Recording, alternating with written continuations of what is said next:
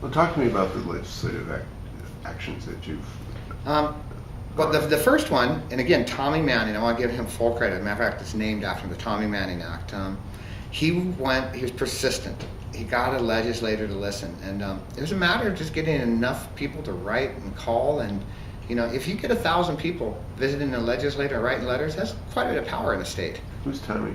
Tommy is a survivor over in the Seattle area, or Tacoma. And he got so tired of being put in Western State Hospital, which is a mental facility, because of his brain injury. And so he kept telling Senator Fine, what are you going to do about brain injury? Every second, I mean, I'm sure he got tired of seeing Tommy out there. And mind you, Tommy's not the most capable man in the world, but he was the most persistent man you'll ever meet. And so Tommy and Senator Fine actually became friends over a period of time. You know, if you're in his office, he probably felt like he was an employee. But and so he actually sat down long enough to listen to Tommy and to understand what he went through. And Tommy just ended up in Western State Hospital again over the summer because he couldn't get his medicine and they would drop it off. And spitting on the cop didn't help his case, but he ended up in there and hidden for a month before any of us could really find him. And he ended up there almost 4 months before he got out. And do you know why they wouldn't let him out? What was the word? Hyperverbal.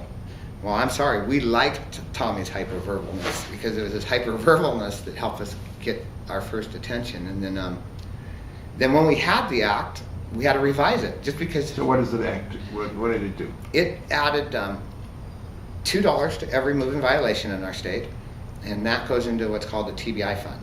And out of that fund, myself and Penny right now have the RFP for support groups. And so I think this last year we gave out $70,000 in grants to support groups, you know, for flyers or refreshment, whatever, you know, to enrich the support groups. And of course we don't keep enough for the infrastructure, which is one of the things. But it's never been about money for most of us who are doing this for the right reason. I don't think any of us have passed the poverty level since our injury, but it's about the passion to create hope, you know, because we've all been so hopeless. And so anyway, we had the act, and we still couldn't get the money, you know, because the legislation wasn't right. So we had to do a revision act, and that took another year. So we revised it so we have access to the money, and then. What else is that money used for? It does a clubhouse over in the Seattle area.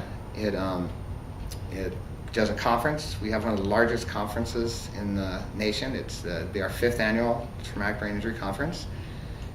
It supports a council, which I think needs to be amended. That might be what I'll do this year, but F24, and it's kind of a wide variety of people. We wanted a good representation.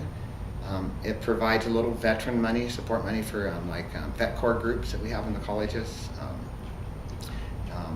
And we're hoping that it does a helpline, which at this point I don't advertise in any of our groups because it has some issues, but again, that's one of the things we're going to revise. It just needs to meet the heirs thing. I just think it needs to be redefined so it's safe. And then a couple other little housing projects. You know, we did a housing study with it. Housing is a huge issue for folks, you know, coming out. You know, where do they go if they don't have nowhere to go?